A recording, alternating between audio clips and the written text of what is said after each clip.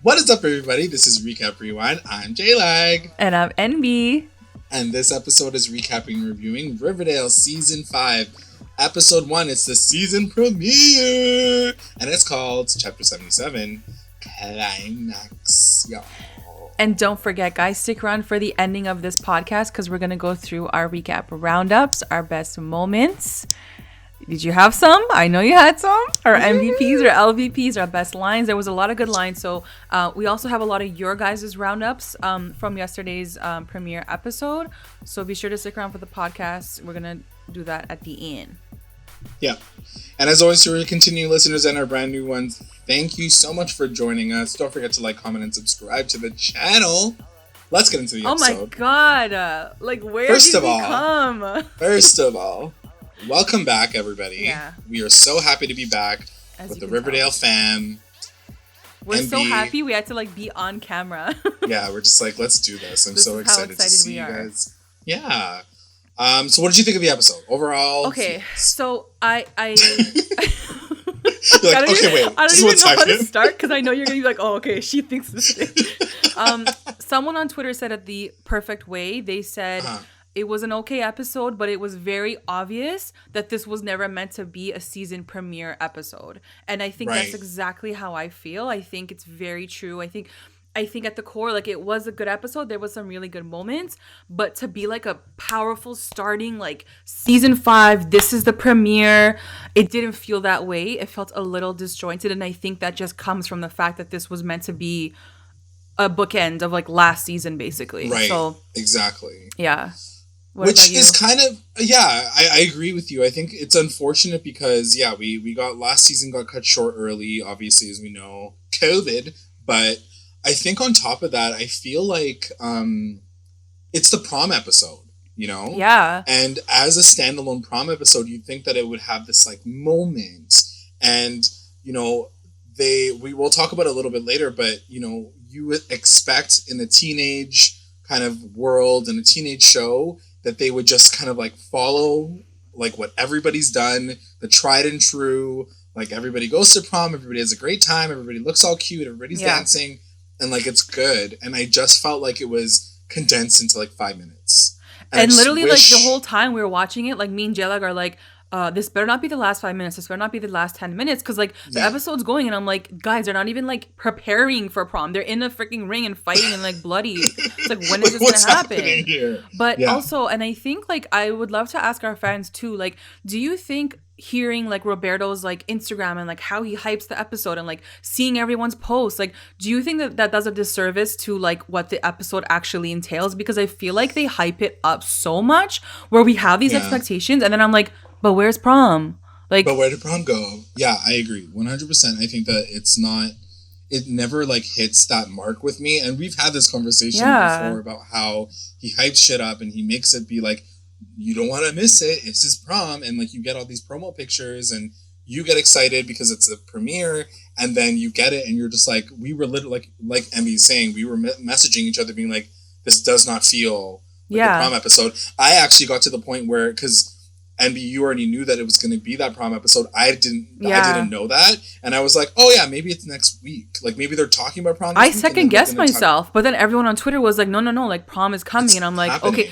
I honestly, just looking back, and I don't want to spend too much time on honestly hating right now because I want to celebrate. We have a new season. Yeah, let's celebrate. But also, I do think what we saw in the first half could have been next episode. 100%. It didn't even have to be in this prom episode. They could have had it all to be prom.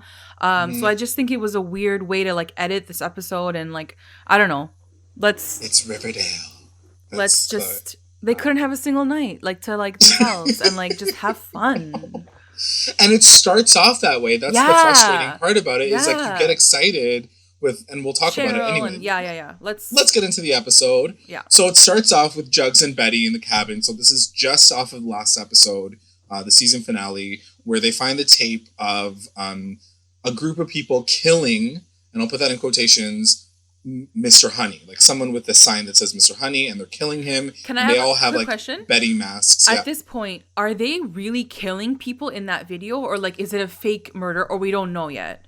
We don't know yet. I wrote down the exact same question. Are their murders real? Are they killing other people for realsies? And I still don't really know, and they don't even really speculate it in the show. They just assume that it's a real murder. So I guess we're supposed to assume that he it was an actual murder. There's no bodies. Like even if Betty would say like, but where's the dead body, or like where are the bodies going? Then at least we can kind of like start to think, hey, this could be a real murder or like whatever. But I guess that question hasn't really been raised yet. Yeah, so in the scene, Charles is there, and he is checking in on the scene. They do check in on actual Mr. Honey. So it wasn't Mr. Honey wearing a mask that says Mr. Honey on it. It was like, if it was a real murder, it was someone playing Mr. Honey who got killed. So we still don't really know if it was played out or not. So they're not using the real people. They're using like an actor with like a paper bag over their head. Exactly, or like a little mask. And so they're looking, they find these little ticket stubs that say BV on them, and Betty has a cute little moment where she's like, Betty, Veronica? Yeah, I was like, girl, like, you're dumb. Like, don't be acting dumb right now. Season 5 Betty. Season 5 Betty, get it together. So, this is when Jughead's like, no, it's from Blue Velvet, the video store. I'm sure the guy David is a part of this issue. Yeah, so we're hearing about David a lot this episode. Oh, David. I was like, I didn't even know this motherfucker's name. Yeah, I like this episode. Seriously, they had to like put it in there this episode. So then it cuts to Archie and Veronica in his room, and she's waking up from like a night in with him, and he comes back from running because he's training. We find out that he's training for, I guess, like this recruitment that's happening this week for the Navy or for the Army. While he's out running, he realizes that Veronica finds the little piece of paper of the song that you're going to regret in 45 minutes. Yeah, basically. So she finds the song that he wrote for Betty, and he just like takes it and he's like, this is nothing, and he tosses it away. He doesn't even want to think about it. And he's like, okay, see you later. And there's like a slow pan zoom of like the garbage where like she's obviously going to take it and do something. Yeah. So, cuts to the lodge residence. And Hiram has an announcement, y'all. Hiram's like, y'all, I am cured. Look at my hands. I can squeeze some titties here. Like, I was like, wait, what? Go. Like, how is this happening? I was like, okay. Also, even Hermione was like, what? Like, she didn't even know. Like, she's eating a waffle and she's like, what? Like, you're healed? She's like, you're good to go? I didn't know. What? Last night I had to, like, do everything. Exactly. He's like, no, I'm good now. He's like, okay, I was just laying there last night. Like, on a side tip, like, this is the most, like, you were saying offline, like, the fact that he is healed now, and like if it actually was a real sickness, like it's the most randomest storyline ever. Yeah, like ever.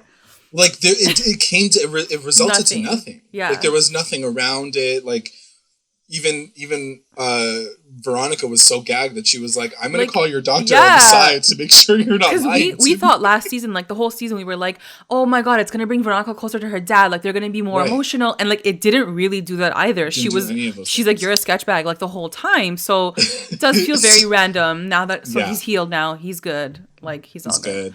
Okay. Daddy's back. Daddy's back.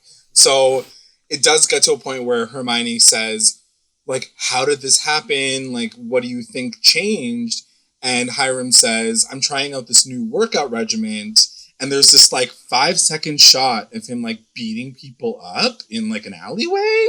And I was like, okay. And he has, like, brass knuckles on. And I was like, what a random scene. And it never comes back around. Yeah. Don't see it ever again. And I was like, it's so funny because, like, the first time I missed it, it was so fast, guys, that, like, the first time watching, I didn't even notice it.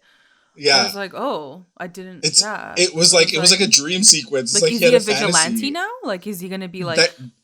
That's what I'm thinking. I'm like, he's taking that whole, like, Archie situation. He's, like going to be Batman, and Archie's going to be Robin. Or he's going to be the Joker, and Archie's going to be Batman. Because, you know, later he asked him, he's like, can you be my deputy mayor? Yeah, so he's like, true. Can you be underneath me, Robin? Underneath, and I will be the one who like saves the rest of the world as the mayor / the person who kicks people's asses. Yeah. Anyway, so then that scene happens. Then it's a scene with Charles and Jughead in their like random looking FBI office. I was like, I still don't know why they use this set. It does not look like an FBI office at all. After this episode, I know who this tape is coming from. I know. We know. I got my, So Charles is basically like, yeah, and David is getting interviewed. He's getting interrogated, and Jughead's like, even if he doesn't really know something, he's like profiting off of these videos, something's up. And Charles is like, where's your partner in crime? And Jughead says she's doing her own investigating. It cuts to Betty, and she's asking the school secretary if, like, something, like, you know, if she knows anything. The secretary, who's like 500 years old, is like, how dare you? She's like, what? Me? She's like, what are you talking about? I don't know anything. So then at that point in time, this is when Mr. Weatherby comes out. And as we remember, Mr. Weatherby was a part of the cult. I can't believe this I show, totally forgot. And he looks at her and she looks at him, and then he looks at her and she looks at him. I'm like, what's going on? Like, what happened to him? She's like, are you good? And he's like, oh, I'm good. And I'm like, what happened? I'm great, like, except for like the night terrors. He's like, I'm missing my finger. So take cut my hand off or something. What the hell? I was like, what? Once again, a random thing to place into this like episode. I'm sure. Do they explain where Mr. Honey went? He does say, like, last episode, I think he's like, I'm leaving, right? Like, he leaves the school. Yeah, okay. Yeah. So I think that he's like, you guys scared me away. That's why he had like that whole thing with Archie or with Jughead, and he ended up like giving him the recommendation, whatever. But yeah, Mr. Weatherby says he has night terrors. I don't know if it's going to come back around. Probably. Like, who knows if the cult is behind all of this and it's just like taking place in a different way. Who knows? So then it cuts to the El Royale, and the commandeer comes in, and he visits Archie and Veronica, and they're walking around, and he's like, yeah, like, it's pretty impressive that you're going to school, plus owns two businesses. Girl, what? Like, he could go to Harvard right now. Who cares about your military school? I know. He's out here being like, I guess we'll consider you. I'm like, you better consider it. I might read the application. Two fucking businesses. And then he's like, yeah, since you kind of weren't interested in the beginning, we started looking for other recruits. There's someone else around here. One more person, and he's like, because I like to box, like, this guy likes to box, so, like, he's almost like a shoo-in, basically. I'm like, what? You own two businesses. This guy is fucking boxing. He's like, he's got a mean right hook. He's accepted. This is like the Harvard applications, like, in a nutshell, essentially.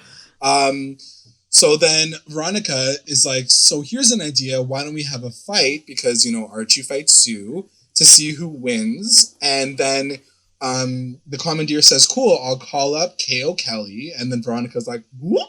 She's excited. And she's like, oh, I know K.O. Kelly. Like, he's only dating my BFF. My God. She, like, totally, like, put Betty to the side on this conversation. I have to say, it would have been really cool if she came in this episode, too. Like, if she came with her boyfriend to watch, like, the thing. Anyway. See, this is the thing that I'm kind of confused by, and I know we're probably going to get more crossovers now that the show's been canceled, but... Rest in peace. Like, what, R.I.P., what, wasn't there, like, some sort of time jump that happened? So, like, how are they going to bring back, like, wasn't, like, it happening 3 years it was 4 years later, but I guess he's still boxing 4 years later. You know what I mean? Like, in that moment. Yeah. But that's what I mean. If he's 4 years from... Anyway, whatever. I'm not even going to fuck with, like, a timeline right now. I just finished Sabrina, and, like, I can't deal with timelines right now. Yeah. Too soon. Cheryl... So then it cuts to Cheryl and Tony, and they're talking at school, because they're, like, setting up the prom thing. And Cheryl goes, I want to be prom queen. And Tony makes a comment that she's like, whatever, boo, like, I'm good with that. Whatever you want. But really, all I really want to do is become Serpent Queen.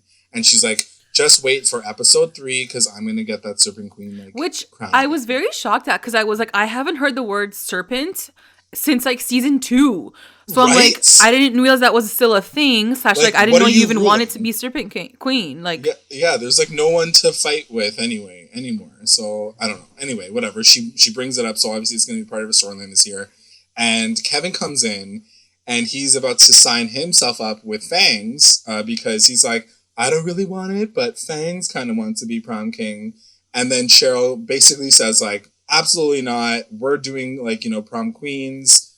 Sorry about it, but like, go. Leave me alone. I kind of hoped in this moment, I was like, oh my God, they're going to have like 2 queens and like 2 kings. 2 kings. I got so excited, but... And then instead, you know what happens when I get excited with the show. So. And also, especially, it was your fault for getting excited about anything that had to do with exactly. Like, this poor kid, like, the amount of shaftness, like, I can't. Why did I even think they would give him something nice? Yeah. No. That was your fault. So then it cuts to Pop's diner, and Archie and Ronnie are talking, and like we were saying earlier, she's like, I'm going to plan this night after prom, go to the 5 seasons. I was like, ooh, that's cute, that's sexy. Like, are we going to see that? The answer is no. Are we going to see that? Are we going to see some sexy times? No, absolutely. Does she live there now? Like, does she live at the 5 seasons? No, but I guess they were gonna like book a room. Oh, like just like we did for prom. Because like I didn't realize that she lived, like, she went back home to live there. Right. Whatever. Right. True. It's so confusing. Yeah. So then in that moment, KO comes into Pop's diner, and Veronica's like, "Hey girl," I mean not hey girl, hey boy. I remember you from that one episode of Katie Keene before you guys got canceled. She's so excited to see him. She has to like reintroduce them to the audience because like if anybody didn't watch Katie Keene, like he's here now. And KO's like hot. First of all, like beyond. Like, let's just talk about the fact that KO's like fucking smoking. And it's really funny because seeing him beside Archie / KJ Appa, like literally like size, huge difference. Like he's huge difference. Sorry guys. Yeah, he even asked, he's like, are we even a part of the same weight class? Yeah. And I even asked the same question. I'm like, how are you guys even down to do this fight? If you know what? I have to say their dynamic was super cute and he kind of fit in. Like KO kind of fit into the episode where I was kind of shocked because like he didn't feel like he was just here from like another spin-off show. I was like, I can kind of see him in this. I can kind of see him in Riverdale, you know?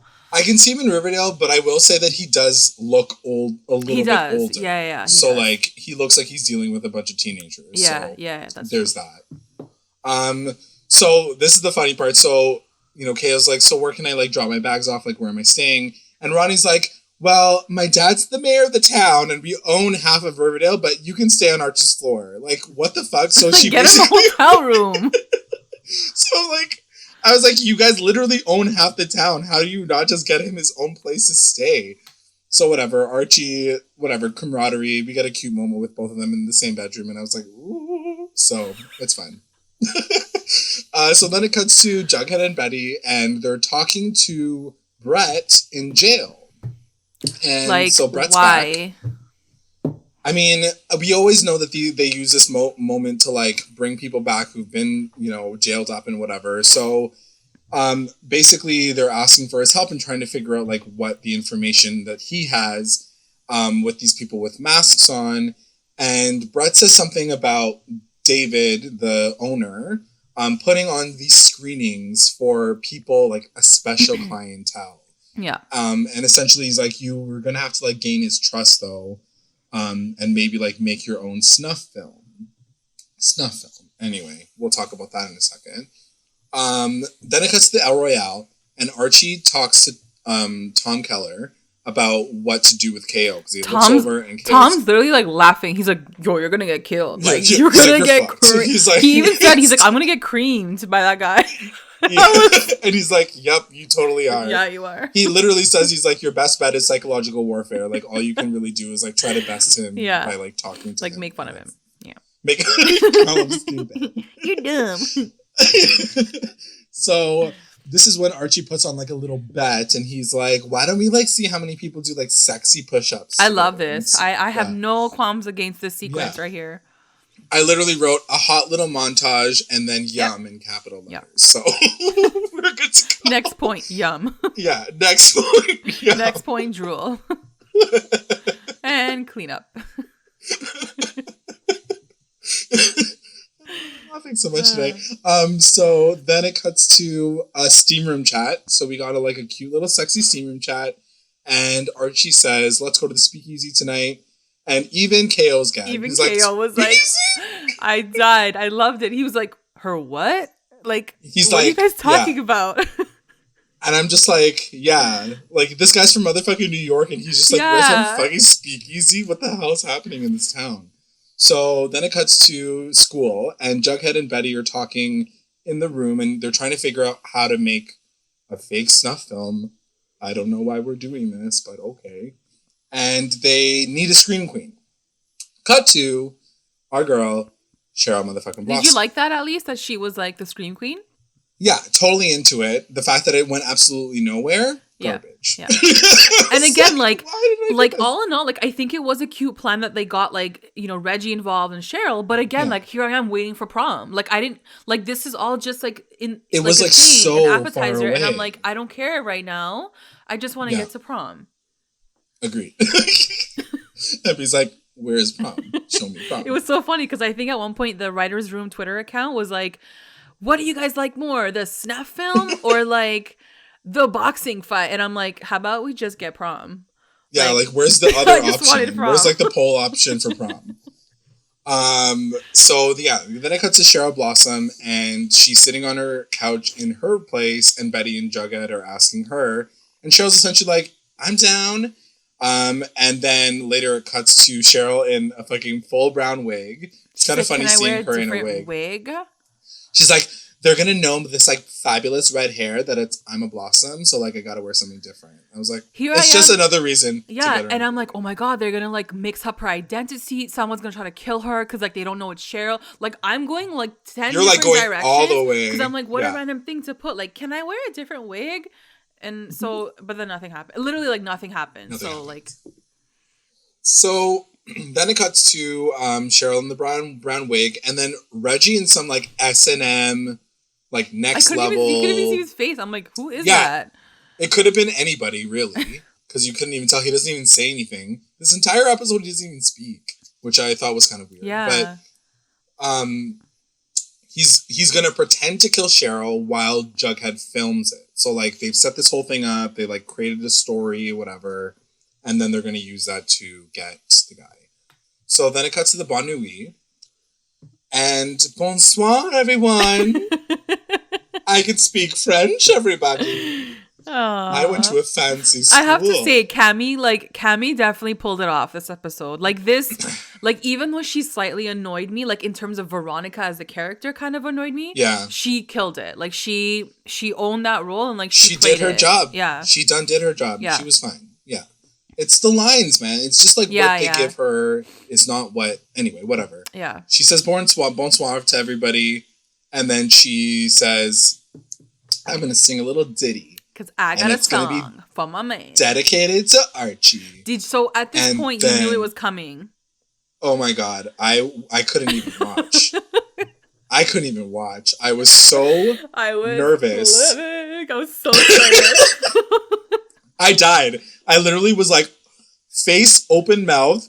My partner was behind me and he was working and he like sees it happen and he's like, oh my God. I'm like this, guys. I'm on my couch. I'm texting like JLAG at the same time. I'm like watching it. Yeah. I'm like on my couch like this. And then I'm like, I had to get up. Like I had to get up and watch it because I was so excited. And literally like so I texted her. I'm like, this is what I'm living for right now. Like these are the scenes I want. Anyways, let's talk about the scene because we haven't even gone there yet. Yeah, so it's the song I don't know what's called. I'm gonna call it "Give Me Tonight," Una Noche, and it's dedicated to Archie, and it's the song that he wrote for Betty that she dug out of the trash and like sang the song. She like recycled it, and she's like, "I'm gonna pull a JLo, and I'm just gonna go on a tangent right now and sing my own song." Yeah, she's gonna go this way, instead of singing the end. So. And in that moment, while they're singing, there's this awkward scene at the table because, of course, Betty's there with Jughead and Archie's there, and they're both like having these flashbacks of the time that he sings it to her in the bunker. And like, they're showing KO's face, and KO's like, cool, like this chick's probably crazy, like, but that's cool. And then Jughead's like, cool, like this is nice. And then it cuts to like Archie, and he's like, oh my God. And then it cuts to Betty, and she's like the fear, the like the sweat dread, drip. like Yeah. and like it was so good. And then like they have a shot where like there's like on Archie's face, but like he can see Betty and like he looks at her and she's like, fuck, like what is happening? We can't talk about, like, don't be looking at me right now, bitch. It was so good. Like, these are the moments that I wanted. These are the moments. Yeah. And this is the thing. This is the high drama that I live for. Like, this is all we want. This is all I really want. We don't ask for much. Yeah, exactly. So, another awkward moment happens as they're leaving Pop's Diner. Archie's, like, just so quick to get out of there just, like, that he, like, gone. Tailgates it out of there. Right before he leaves, Veronica's like, wait. And he turns around and she's like, I love you. And I was like, oh, God. Because he just kissed her. She's like, okay, bye. And then he's like, bye. And like walked away. And she's like, where's my, like, I love you? And he's like, I love you. And then like she's like, the beginning of the end. Yeah. Like, that was the end of it. So then it cuts to Tony and Cheryl talking. And this part was weird that they like threw the Tony Cheryl storyline in. But okay, cool. CHONI, here we go. And Cheryl says, well, I'd love to do like a dinner with your family, like pre-prom dinner, essentially, with your family. And Tony goes, I'm so sorry, but I'm not out to my family. It's really complicated. And Cheryl's like, what? So, like, how is this going to work? Like, well, you're my girlfriend. Like, does that mean that after graduation, I have to pretend to be your girlfriend or like just be your friend? And she's like, I'm just sorry. I can't really like get into that right now, but like, it's really complicated, whatever. So we're here out assuming that Tony's family is just like super homophobic, whatever. Yeah. Cheryl's obviously like shocked, but she understands at this point. Then it cuts to Archie and KO in their room, and it's like that nice like wide, like ceiling shot. And I just wrote, these guys are yum. The note just says like, these guys are yum. Yeah, these guys are. That's it. And KO does ask why he wants to go to the army, and Archie says, I want a fresh start. And I literally felt like KO and Archie had a more deep conversation than Jughead and Archie have had in like 3 seasons.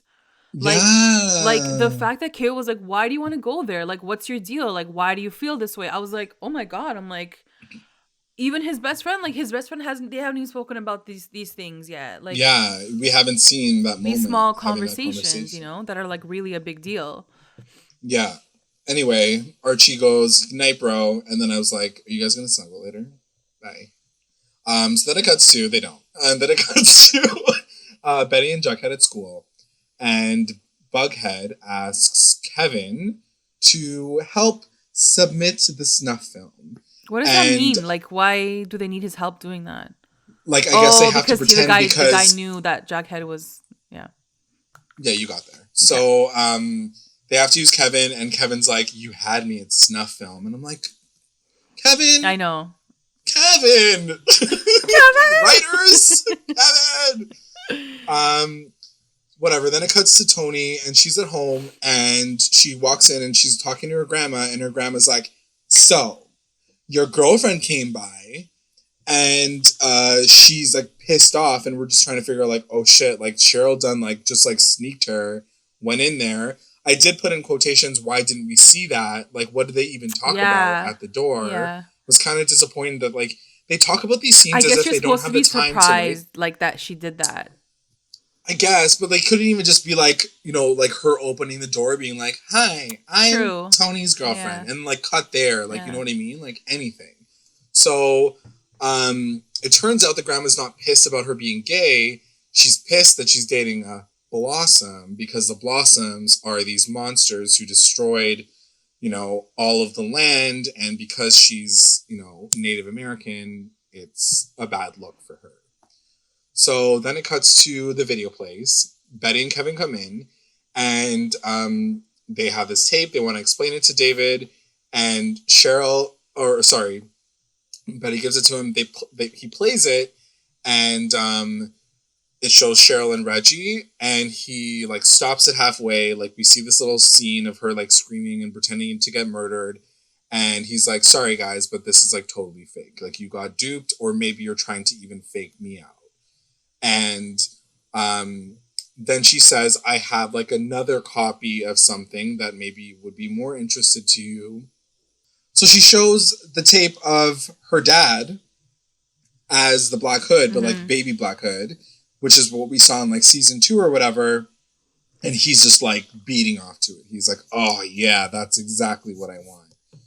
So I was like, okay, sure. Like, I don't know what the draw was for this particular one. Like, just he wasn't killing anyone in that video. So like, yeah, it's not like it was like a murder one. It was just like the beginning of the Black Hood. But like, I don't know. Anyway, whatever. He was down for it. And she says, I'll give you the tape if you invite me to the screening. So obviously he's like, I'm down, whatever. Then we get these kind of like back and forth moments where it's at the El Royale and Archie and KO are fighting. And then it also kind of intertwines between Betty and Jughead going to this underground snuff watching party. So really quickly to like just finish off the El Royale stuff because it does cut back and forth. KO wins. Like he wins by 1 extra vote, or the judges kind of like do it. He wins the fight. And then it's kind of like over for Archie. He's not going to army school, whatever. Yeah. Back at the underground snuff watching party, they're walking through these rooms. It's like a weird club. First of all, I didn't even know that there was this many people in Riverdale to fill a club like this. Same thing. I was like, who are these? Where these kids you live in a come small from? Town. Like, what is happening? It's like everyone in the like town is there. Yeah. Well, clearly everybody in the town was there because like a jelly bean shows up later. So it's really weird. They do show like some things that like I guess are Easter eggs for fans of the show because, you know, there's a film of people doing like the tickle sex, the tickle porn. And then there is people getting beaten up in the woods, which is like the same area where like the whole murder happened last season. And it's just like dark and dingy. It feels like that, you know, that ultra like metal techno shit. And then she passes by even her dad's video playing in a room, but she doesn't go into that room. And then she keeps walking, and then she finds the room where it has like the masked murderers like killing people for real, whatever. And there's all these people wearing masks and kind of just standing around. And I think at this point in time, like Jughead's just getting frustrated because he doesn't know like who anyone is, where people are, and he keeps going up to people being like, "Are you the director? Are you the director?" And I'm like, "Dude, what a stupid! Was like, this your plan that you were just gonna like? What were they gonna say?" So everybody's obviously like, "Get out of my way! I'm watching this fucking movie. I'm like, and I'm dancing. Just leave me alone." And then somebody says something to Betty. I didn't catch it. I don't know if you did, but they say like, "Oh, good to see you in like real life" or something. Yeah. So they're like pretty ponytail or something like that. Yeah. So anyway, Jughead punches him and like gets into a bit of a fight with him, and then they kind of get shoved out of the room. And in that moment, they see a guy in an owl mask holding a camera, and I guess they assume that that's David. Okay. And they're like, "That's him. We gotta get him." So they run after him, but as they're running after him, they bump into our girl Jellybean, a 12-year-old at a fucking party. She's like, "What am I doing here?" She's like, "Huh? How did I show up here?" I'm like, "Oh God, here we go." So then it cuts back to the El Royale. This is after the fight. Obviously, you know, Archie's lost. And the commandeer basically says, like, you know, "Good job, but like, you know, maybe you can try again. Like, try again next year. Like, try again next year. Thank you next. Let's move on." And he says something like, "Let's keep in touch, son." And Archie's like, "I'm not your son. You're not my dad, okay?" And he's like, "I'm never going to apply to your stupid school." And he just storms off, and he's just like really pissed off about everything. And I'm like, yo, why are you so angry? But I did like the way he reacted. I was like, yeah, you're an idiot. Like, you made this guy fight, and like, you're not even gonna be like, let me go read your application at least. Like, you're just like, sorry, until next year, like, can't help you, bye. But like who agreed to that? Fucking Veronica, stupid plans. Her and her stupid plans. Yeah. So anyway, so he leaves, he storms off, and everybody's like, "Oh my God, Archie, you're so out of hand." And then it cuts to Cheryl and Tony, and Cheryl basically like is pissed off because she's like, "I know what you told your grandma, and it's not even because you're gay, it's because I'm a Blossom." And they have this little emotional moment where they're starting to kind of like drift apart or tear apart a little bit. And Cheryl's like, I just want to know, like, are you even going to want to come to prom with me? Like, are you feeling some type of way about this? Like, all I really wanted was to, like, walk down and become prom queen with you and, like, take the pictures and do the thing. So and we're last girl. season, did they have any of these, like, concerns last season? No, none of these. Nothing. These are all, like, new pieces. Okay. Yeah. This whole, like, you're a blossom. Because I'm not saying I hate it. I think it's fine. It does come out of nowhere. Like, they end on a really good note, like, as far as I remember last season. So for this to kind of, like, shift so drastically to the other side, and technically this was supposed to be, I guess, like, the continuation of last year's finale, right? So yeah, exactly. I guess it would have felt more, like, cohesive if that had happened. Anyways, yeah, sorry. So anyway, so there's this kind of moment where they're trying to kind of struggle. They're struggling with how they're feeling with each other. And then there's, like, this really quick shot of, like, Tony's, like, stank face. She's like, I don't know if I'm going to come or not. And then it cuts to the next scene. Jughead and Jellybean and Betty are at Pop's Diner. Again, a random scene to just kind of plop into the episode. And that's the thing, like, really quickly going back to what we were saying about the prom episode, you know, they had so much opportunity to just make it the prom, and instead it felt like they fit in, like, parts of last season that, like, that got cut, and they just shoved all these, like, little moments that don't really connect to each other into this episode. Like, this scene, I don't know why we got it. I still don't know why Jellybean was there. Yeah. Basically, Jughead says, don't go to a rave ever again. I think it was shady that she was there, really, but it was a cute scene, like, brother and sister. Like, it was cute that he was like, do not, like, ever go there, because I'm gonna be at Iowa State next year. And I was like, are we having this scene just to hear him say that? Like, I'm going to Iowa State. Like, it was, because you're right, like, it was so random. And again, just wasting time in an episode where, like, you're kind of waiting to get to the prom part of it. And also, like, the real question is, like, why is Jellybean being involved in this whole story? She's like, Lauren from soccer told me to go there. And I was like, she's like, we gotta know, yeah, who's Lauren? And we know that Jellybean's been in some crazy weird stuff. Like, she got involved with the Gargoyle King. Yeah, I don't trust her. I know. She feels like she's like a mole or something. Like, they position her as if, like, she walks through life, like, as if she's not stumbling into the most dangerous situations. But anyway. Yeah. Cuts back to Ronnie and... Sorry, real quick. Betty keeps saying, she's like, we got Jellybean's fake blood. Yeah. So why does she have fake blood? Just a lot of, like, Jellybean conversations. Yeah. And I'm just like, okay, we get it. You have a sister. But, like, are you really going to peg this on, like, a 12-year-old girl and, like, her friends? Like, this whole thing? Yeah. You know what I mean? That's a good... So you actually feel like she could be involved in this whole situation? I feel like she could be involved, yeah. I hate that. I know, because it's like, she's like 12. Like, what are you guys doing? Like, what was she gonna go to jail? Like, I don't get it. Anyway, then it cuts to Veronica and Archie in the locker room because he's, like, sad and crying about not winning the fight.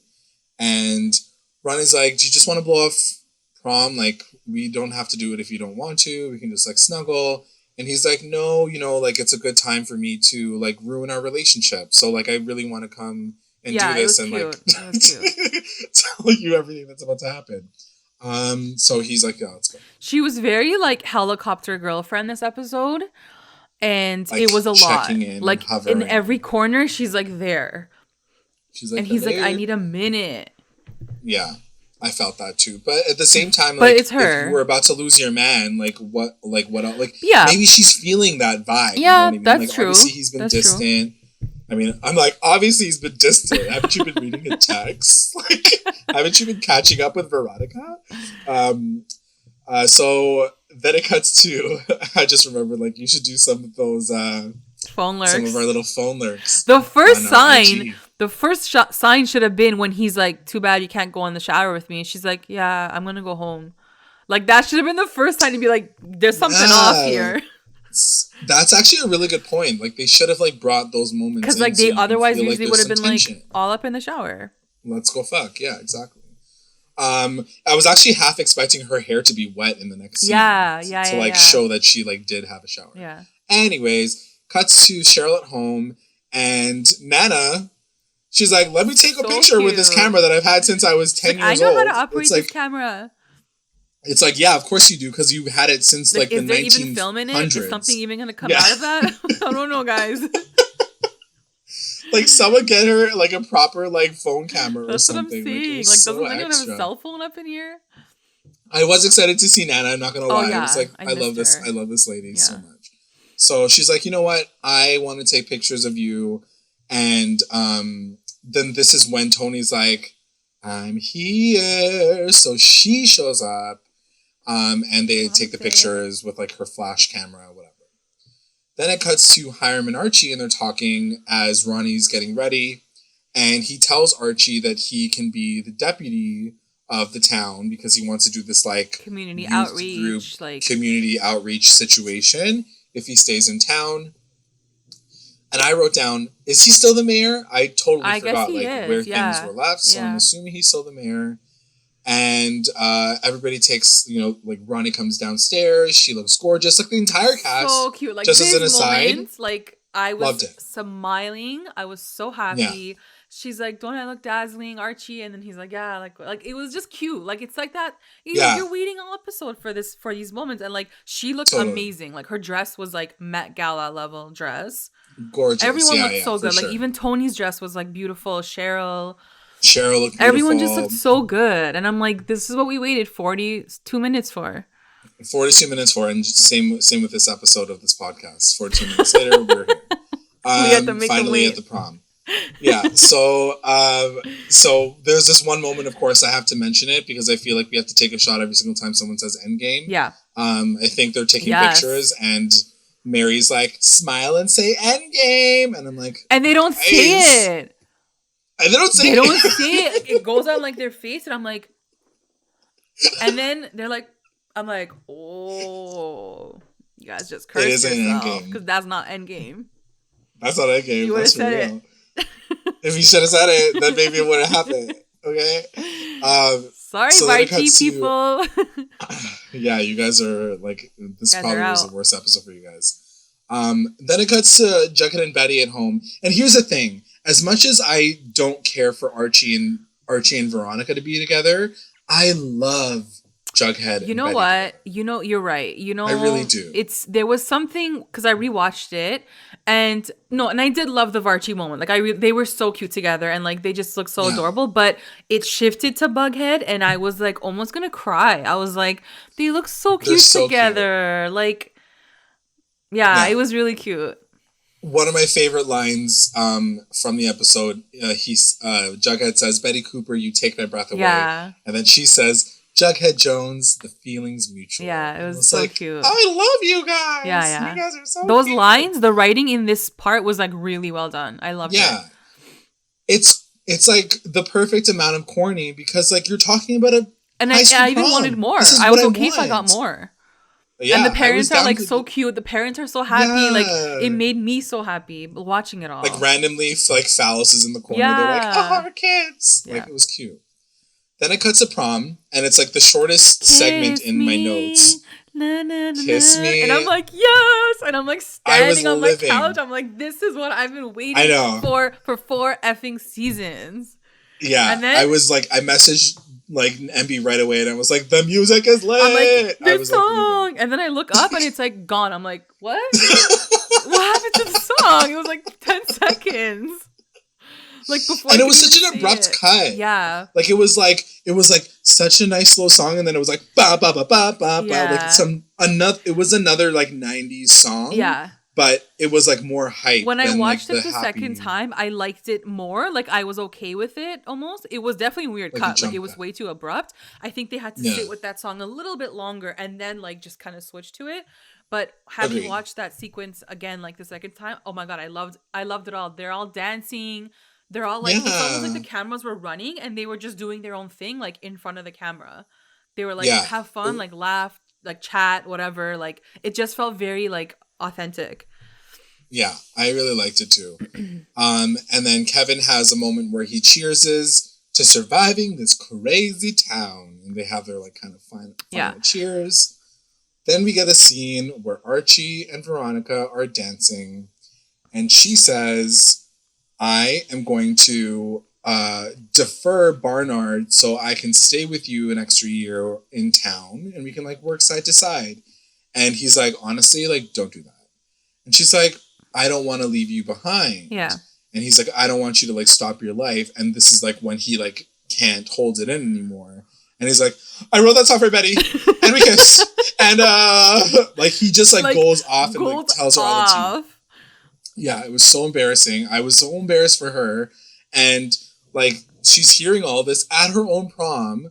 I was gagged though. I was like, this guy. I was like, I can't believe this is happening right now. I was like, this is so bad. I just remember like dying. I was like, oh my God. Yeah, and, like again, I was messaging Nat and I was like, this is exactly what I wanted. This is exactly what we're waiting for. I mean, look, he's a kid. He's like gonna be emotional. He's gonna be like, in all fairness, like she shouldn't have even brought anything up. Like you're dancing, just freaking dance. Like why are you bringing up like next year? You're stressing the guy out. Plus, he didn't have a good day already. Like he lost his boxing match. Like don't like just enjoy this moment. But anyways, the poor guy. But like to your point, it's like it is her personality to be that person. To be like, don't worry, girl. Like, don't worry, honey. I got you. Yeah. And he's just like, stop. Like, what made me really sad, because this was a really sad moment. And again, like Cammy, like her acting was like actually amazing this episode. So impressed by her. Her face was like all of these painful like emotions that you're feeling now. You're like, oh my God, because like there's embarrassment, there's like confusion, there's like betrayal, like so many things her face is like giving off. She did a great job. But I was kind of sad because I was like, here she is, like she feels like shit, like Bughead's over there and they're having the great time of like best time of their lives because they don't know anything yet. Like it hasn't hit them yet. And so I kind of felt like I felt really bad for VARCHIE because I was like, they're suffering and like they're totally fine. They're like living their best life. Yeah. Like these guys are going down in hell. Yeah, it was really sad. It was a pretty, like for what prom gave us, like that was like a gag moment.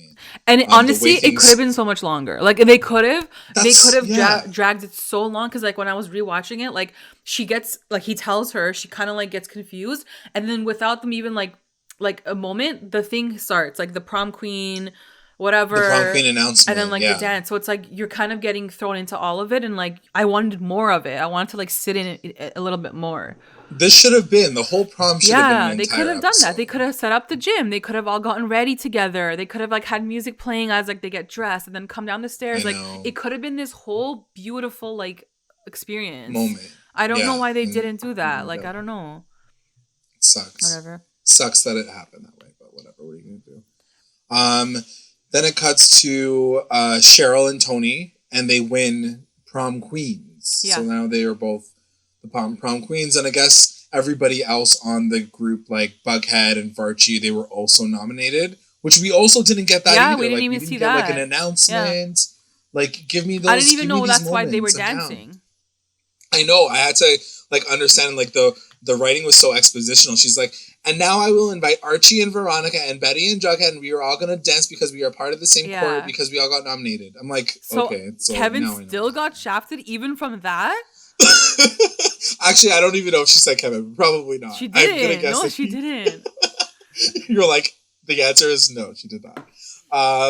So then, so while they're all dancing, it's like this very awkward moment because now, like, obviously VARCHIE's like over pretty much. But as they're dancing, everything stops. Can I ask you really quickly before we get that? Yeah.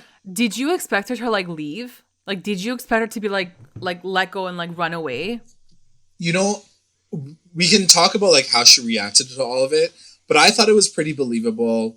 I think that she was so in shock, and especially since it already happened before, she's kind of just like in a moment of defeat to the point where she doesn't have to be like, fuck you, fuck this, I'm leaving. Like, I didn't know if she needed that storm off moment or to even be like so like overwhelmed with sadness. I thought I was okay with having them together. Yeah. Why? What did you think? No, I was okay with it still, but I was like, if this episode had been longer in terms of like the prom scene, I definitely think it could have played out differently where like she's so in shock that like she needs a moment and like she runs away and then like Betty chases her and Betty's like, why are you upset? Like, why are you okay? Yeah. And she can't even tell Betty because like she can't tell Betty. Like there was so much more drama that could have like come out of that moment.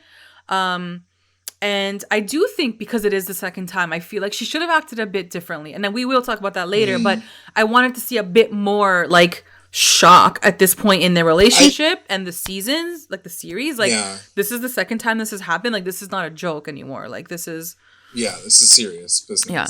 But to your point, I feel like because we get so wrapped up in like the murder mystery and like the this and the this, and they throw so much at the show, we don't get the well, there you go, because literally right there, the thing started. The murder thing started. I was like, let me sit with this for a minute. Like, this girl's like crying. Hold on. And then it's freaking... It hasn't even been two commercials yet. We're fucking already back at a murder. It was so disappointing that they cut it so short. Yeah.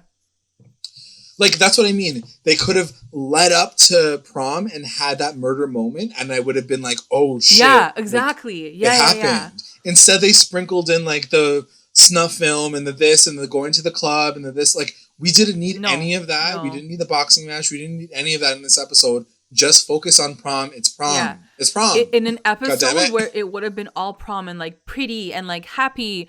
And to put that clip at the end, I would have been like, oh, shit. Like, shit's about I would have been gagged. Yeah, like, you're right.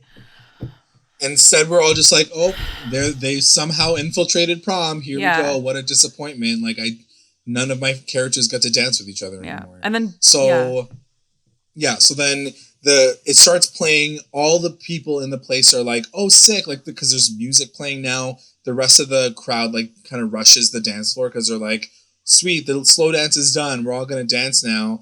And even the parents are like gagged because like there's people being murdered on screen. And it's like a bunch of people in prom dresses and they're killing I don't know. Again, we don't know if they're actually killing them, but he's wearing a mask and it's the owl mask and a sign that says David on it.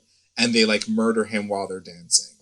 And then the video stops because Betty like turns on all the lights. And I was like, AV team? Where's the AV team? You guys are fired. First of all, your cameras are very old. So, like, go. Like, you need to go. Fired. Yeah, you guys are gone. Betty saves the day in every way. Like, she has to turn on the lights even. Like, no one else thought of that? I was like, where? None of the parent chaperones? Yeah. Like, they were all just, like, so gagged. She's like, let me go do this, too. I guess, yeah. Whatever. So then it cuts to Cheryl and Tony at home, and Tony says, "I gotta go." And then there you go. Like, how did prom end? It ended so fast. Like, it's over. You see Bughead running away because like they have to go like solve the murder for the 100th time, and then that's kind of how it finished. I think they're in the hallway, right? CHONI. They're in the hallway at school.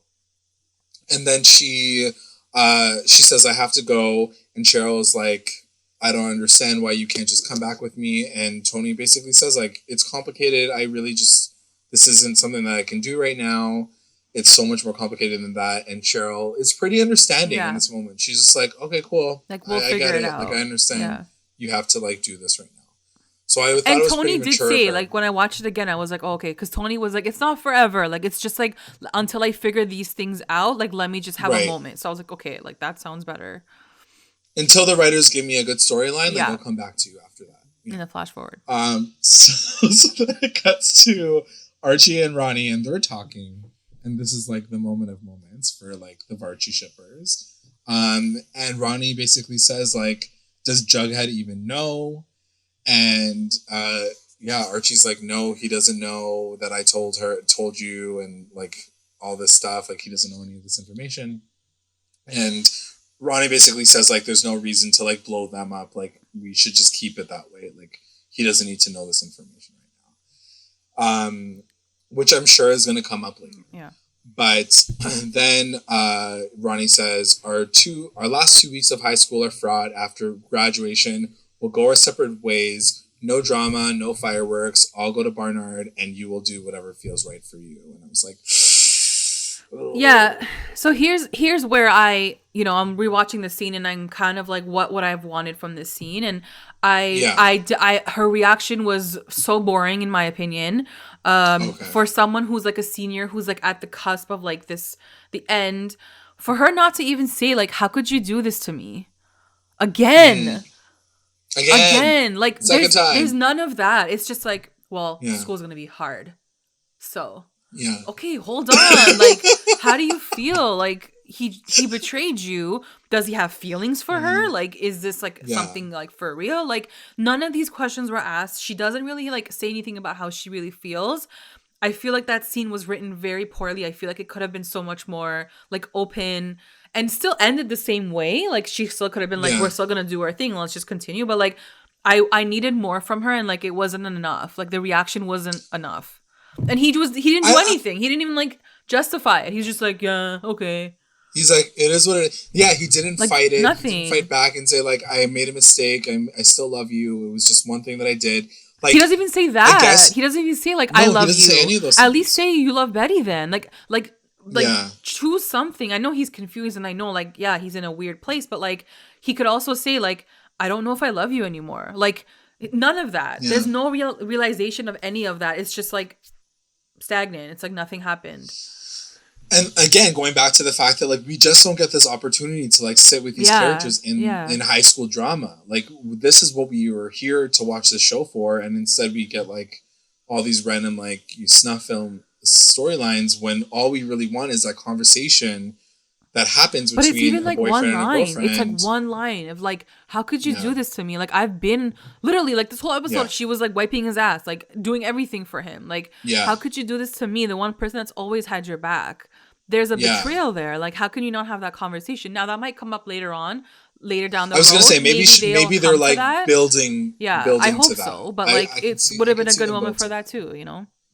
Because then at the same time, to your point, like I was kind of on the other side of it where like, because it's already happened before, like she's just like so tapped out. Like she's just like, I can't accept that from Veronica though. Like I can't, you know? Yeah, like how hard she fights with her dad. Character. Like how like she's feisty. Like she's like, I can't accept that she just would sit there and be like, okay, we're just gonna fake it till we maybe she's gonna go all like on a bender and like fucking go off. Let's hope. That'll be fun to watch. Fuck you. Yeah. So I wrote down that they're just gonna set them up to get back together in the time jump, because like for her to even state that the way that she did, she was like, we're gonna go our separate ways and you're gonna do whatever you want with your life. It already felt like they were setting us up for like, they're gonna be separate in the time jump, and then they're like, gonna come back together somehow. Even in that moment, and I think you're totally right for sure, and that makes sense. But even in that moment, he doesn't even say like, I'm just confused right now. Like I don't know where my life is going. I don't know if it's with you. Like all of the things that he should be saying for her to say those things. Like we'll come back. Let's just take a minute. Like he didn't even say anything for you to say that. Like say nothing. Yeah, he was just like, yep, you're right. Okay, goodbye. And that was it. Yeah, I know. I totally understand what you're saying for sure. So then it cuts back to the video store. Jughead and Betty go there, and everyone is gone. So it's just the chair and the mask and the sign, and there's a video camera still kind of in the corner, and it says something like, "We see you," or like, "We're watching you," or something like that. I don't know if they see it because they don't like hold the camera up and they're like, "Oh shit!" Like they're watching us, but it is what it is. Whatever. I don't know. I guess it's just going to lead into the next episode. Then it cuts to Veronica and Hermione at home. Love this. And, you know, I love this moment. This took me back to season 1. This took me back. Thank you. I felt some sort of way. I was like, thank you, Marisol, for coming back to the show. Like, this is why you need the parents in this storyline. Because, like, she just... Yeah. It was really beautiful. They fall so perfectly into, like, a moment where, like, a child just needs to be consoled. Yeah. That's it. And she's like, Mom, like, he thinged me. Like, you know, like... He did this to me. Yeah. And so Ronnie goes back and she basically says like something happened between Archie and Betty, and like she lays on her mom and she's crying, and this is when we get that kind of like final shot like in the back corner. I was like, what are they doing? Why are they panning? Like who's there? It's like what focus do they have? The fucking Hiram is just like lurking in the corner. Oh. He's like, it was a little too evil. It was like, dude, like you're not gonna kill the guy. You already tried to kill him once, but he's gonna like murder him. Yeah, now. he's like, literally gonna murder him. Yeah, he's literally gonna murder him. Now his hands work. I'm excited now that his hands are working. Yeah. He's got brass. Now it could also lead to other things like, you know, if Hiram knows this, he could go and like blow up like Bughead too, like by accident or something. You know, like it could come out that way. Like ruin it all like that way too, for sure. I just feel like I love the idea that like, you know, he's this like, you know, very like he's savagely loyal to his family. He loves his family, and we know that. like, we saw that last season too, and I just love seeing them all together in that living room, and it makes me feel like, you know, the sister's missing wherever she is right now, but the fake sister, Tiffany Trump. But it was cute. Like, I miss seeing Mija and like Papi and Mami, and like I just miss them. Yeah, I know. I did too. Because like we almost weren't gonna have them like in this season, the adults. That's true. So it cuts to that, and you kind of forget that like everybody broke up this episode. So like Varchie breaks up, like, what? And what? I was like, what the fuck is happening? Cheryl is crying to Nana in the same fashion. She's like kind of laying on her. Yeah. It was so cute. It was so sad. And like, you know, she's just sad about the fact that they're broken up or whatever. She's like, I just don't think this is going to work. Like, I don't see my future with Tony anymore.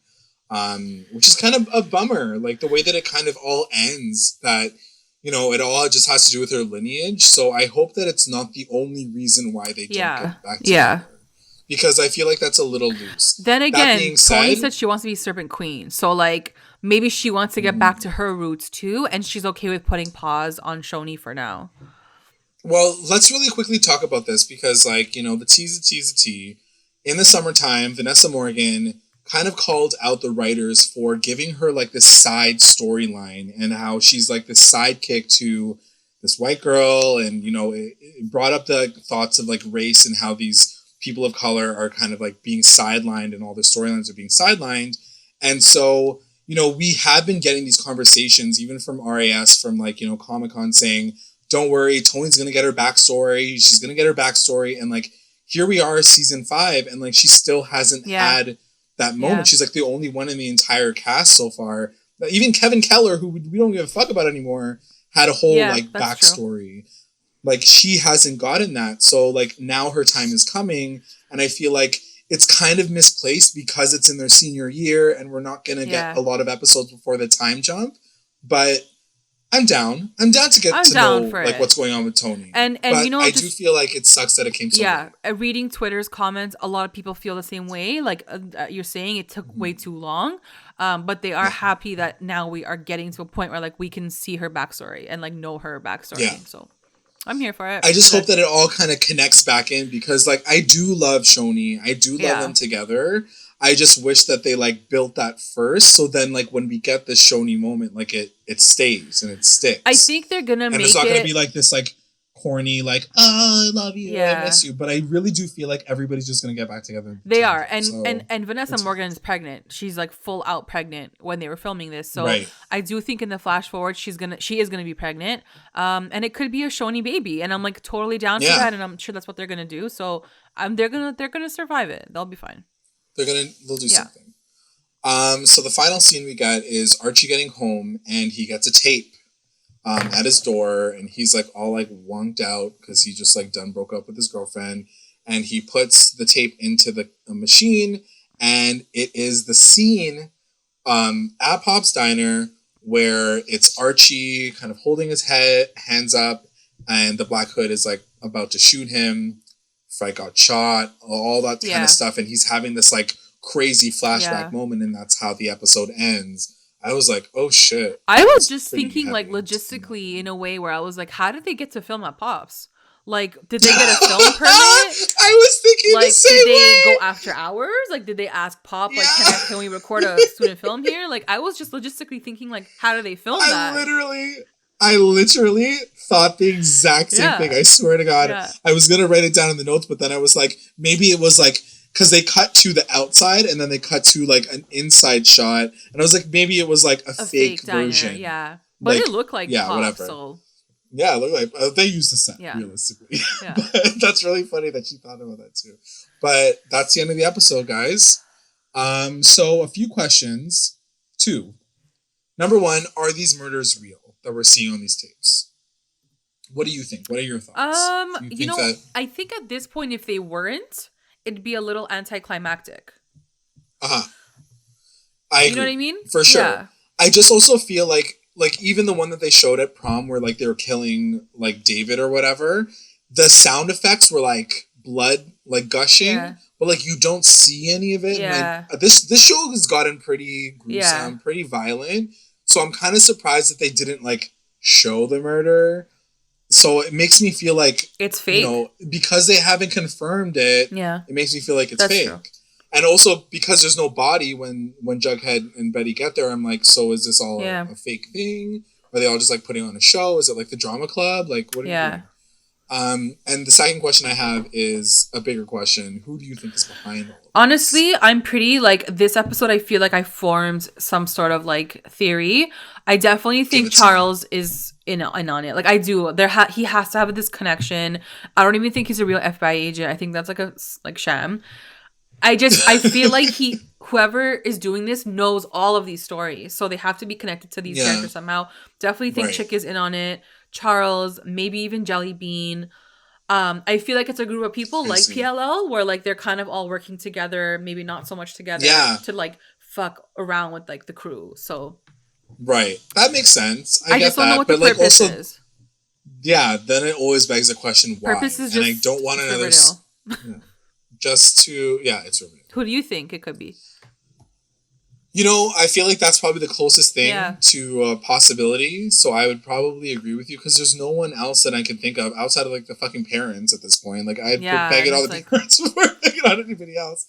But like I can't imagine like the Stonies are coming. Like the Stonies coming back. No, they can't. It can't be Stonies. They were last season. Like guys, you guys gotta think about something else. Like we gotta move on. Like come on, you can't use the same villains every season. Yeah. But they do all the time, and it's weird. It is kind of like what they do, but we'll see.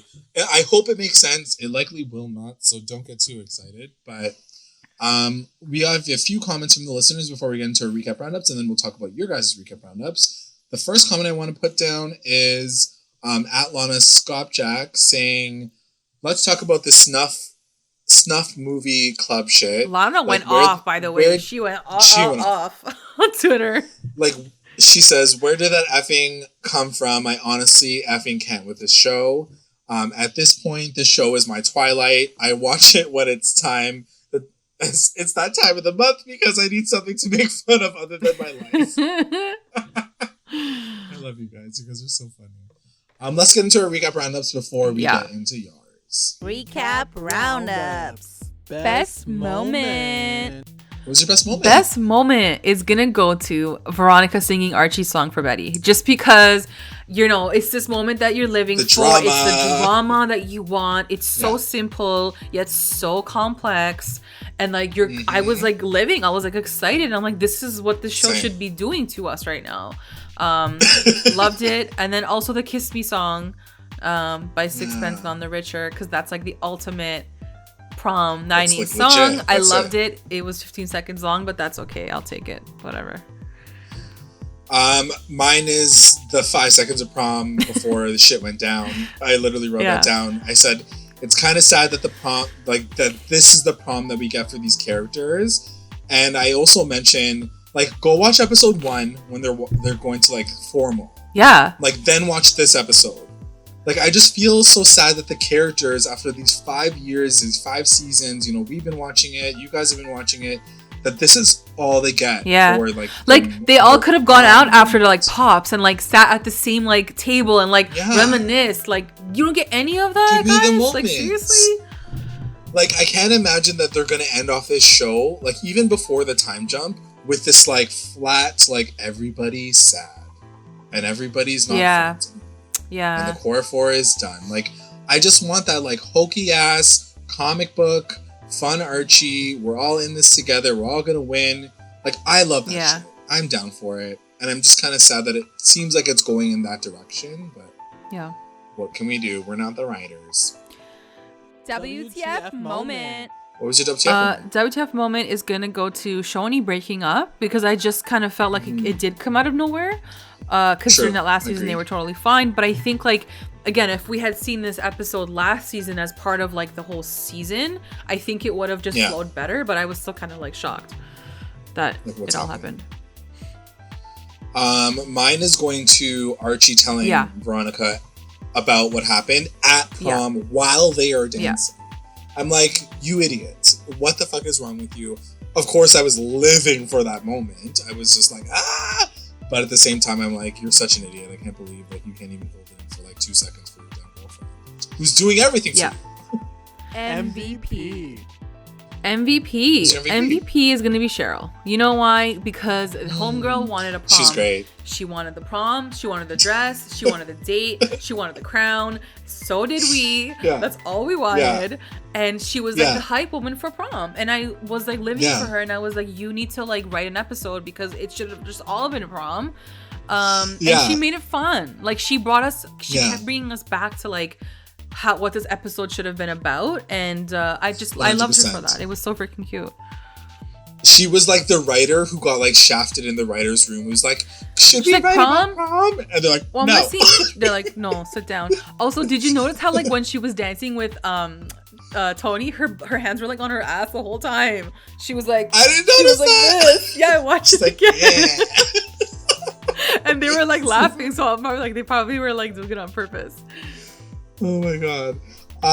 My MVP is gonna go to Betty. Actually, Cheryl was a really good one, but I miss Betty so much. I love Lily Reinhart. I just love everything she does. She can just wink at me. She can fart on the couch, and I love her. She's the best. I just love Betty.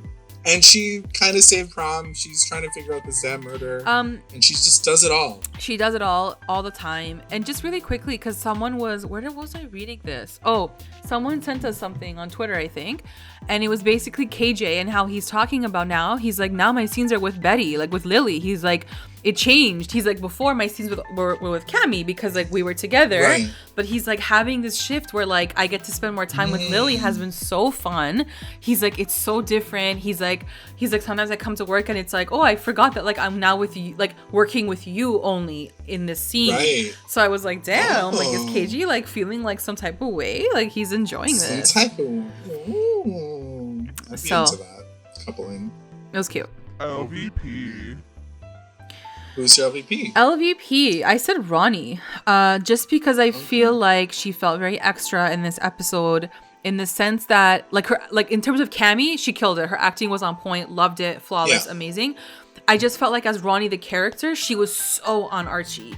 And it's like at some point, can you just do your own thing? Like, can you just be your own person and go do your own life? I know that like she wants to be synced up with Archie and she wants him to be just as successful as she is, but I kind of expected a little bit more. Plus her reaction to it all, like I was explaining before, kind of wanted a bit more from her. And it was more like she's like, let's just fake it till we're done. And it was kind of like a cheap ending, I felt like, or a cheap reaction to like someone who was like such a strong character. Yeah, fair enough. Yeah, I didn't really pay attention to it until you mentioned it. So good point.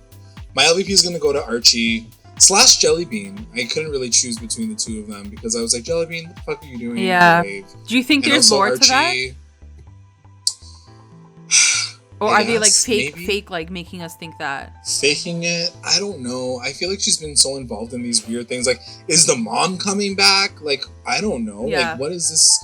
What is this involvement with Jellybean that we aren't aware of right now? The best line. I don't know.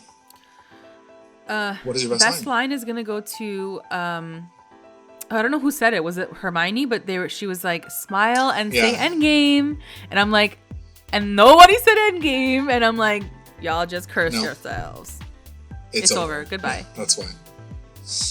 Mine is going to go to Cheryl when she says to Kevin, like, you can't even sign yourself up for a prom king, prom queen. And she says, thank you, Kevin. As my friend, I knew you'd understand. And he's like already down the fucking hallway. And like she whispered it kind of. Dying. Like, she kind of was like, thank you, Kevin, my friend. Yeah. And I'm like, oh, he's like listening. And then like it cuts to him and he's like on the other side. I was like, I didn't hear you. Madeline Petch's like delivery on that was so funny. I was loved dying. it. It was so funny. Let's go to our listener roundups. We have Postmaster Radio saying his best moment was friggin' prom before it was interrupted. WTF moment was Principal Weatherby's return. True, yeah, it was. Point. Yeah. I was like, what the fuck is he doing here? MVP is CHONI for all they've been through. LVP Archie because he really screwed up this time. And best line, I make it through most nights without waking up screaming. Wow. Which is what Weatherby said. Intense. I was like, yeah, I was also like, night terrors? Like, what's going on here? You want to take the next one? So, Lana Skopjak. I hope we're saying that right. I know, I feel like we're fucking it up, Skopeljack. but it's fine. Her best moment, Cheryl telling Tony she has a proposal and you'd think she would get the strap from the nightstand. That's some fan fiction there, girl. Lana, you got some fan fiction going on. WTF moment, the gay couple breaking up. Like, OMF, what a surprise. I mean, VARCHIE kind of broke up, but not really. Like, other things happened too. MVP Jellybean for being the only one that's acting like a teenager. Going to a rave, I guess. Like, yeah. LVP, myself, for always coming back to the show, which is so relatable. I feel like that's us all the time. Best line, I will not let you date a Blossom or something because, like, Tony is 18. She lives with her rich daddy girlfriend in a mansion. She can do whatever the F she wants. This girl's a boss. Lana. The next one is at CHONI5 on it. Best moment, the small BARCHIE moment where we get the glance at one another whilst Veronica's singing. Gagged. WTF moment, CHONI basically breaking up. Like, did they even effing have a build-up? The other straight ships have literally had an affair, but CHONI with no build-up have a breakup. Yeah, it is true. What the fuck is that? That's a good point. Very true. That's a really good point. And that's what I mean. I feel like it was such a loose reason for them to be like, we need to stop here. Outside of the fact that we know that Vanessa Morgan, you know, all they had to really say was like, if Tony was like, my grandma's back in town, or like my grandma just showed up, then there could be some sort of introduction to that tension and that rift. But like, it just kind of happens out of nowhere, so it kind of feels a little random. But that's Riverdale. Agreed. It's Riverdale. MVP is the fans are putting up with a shit show. Like, no one cares about the stupid investigation or the boxing. We're the real MVPs. Give us more of Tony's backstory, which I think that we're gonna get. LVP, the writers and producers for hyping writing this shit show. They literally hyped up Prom for 7 months, and it was like 5 minutes long. That's all we wanted since the last season's one was so shit. But look at the small shit we got. Like, this show could be so good, but they ruin it with unnecessary stories. I love how angry our fans are. Like, yo, you guys are angry, and I love it. I'm like, not my words, but I'm gonna read it. And her best line was there ever any doubt? Yeah, that was cute. From Tony to Cheryl. That was cute. There was a lot of good lines this episode. There was a lot. I mean, she had a reason to doubt it because you end up leaving her. That's true. So wait 10 more minutes and you'll know why. Yeah. That is the episode, guys. Before we finish off, I would like to take this time to thank our patrons of the episode, our Rewinder squad, White and Nicole, our Lit Rewinders, Tina Ann, Soleil, Kate, and our Mommy Rewinders, Becca, Sarah, Tamala, and Grace. Thank you, guys. Thanks, guys. If you would like to join our Patreon family, check us out at patreon.com/recap_rewind. And also make sure you guys are checking us out on all of our socials, Instagram, Twitter, YouTube, Facebook. You can also find us on Google Podcasts, Spotify, and iTunes. Like, subscribe, follow, review, and comment to stay engaged with us. And let us know if you want to keep seeing our faces.